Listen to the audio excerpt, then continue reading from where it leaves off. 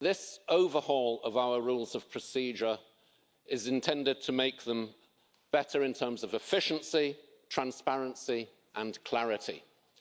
It is the result of a year and a half's work by a working group with a representative of every political group and helped by a task force at the level of the Secretariat that involved every parliamentary committee secretariat and the legal service of the Parliament. It is therefore very much a consensual report, and I pay tribute to the role played by Mr. Rainer Wieland, who chaired the working group, and indeed all the members of the working group. The bulk of what I propose to you today is very much consensual. It is an evolution, not a revolution.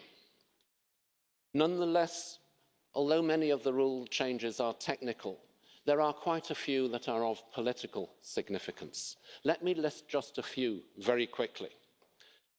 We have rewritten the procedure for first reading agreements with the other institutions to make them more transparent and to introduce safeguards. We have put into our rules the consequences of the interinstitutional agreement with the other institutions on better lawmaking. We have put into our rules the changes to the procedure for hearings with commissioners that we agreed in the context of my own report of last year. We have put together a considerable package on transparency, building on the work that Mr. Giegold had done in preparation of a different report, and steering a course between what is desirable and what is legally possible to do through changes to the rules of procedure rather than through legislation. And of course, bearing in mind that we have to get an absolute majority in this House to approve any such changes. We have looked at the rules concerning the conduct of members. We are prohibiting racist and xenophobic language in this Parliament. We have increased the penalties that can be imposed on members who transgress our rules in this Parliament.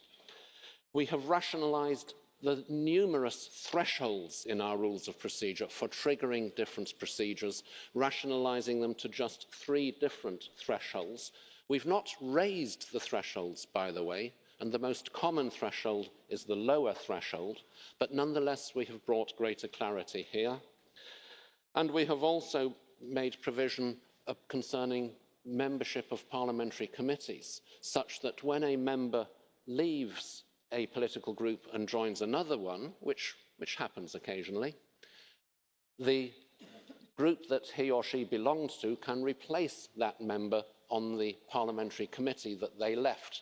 This is particularly important, I think, for smaller groups who may only have one member of a committee, and if that member leaves, they are bereft of representation on that committee.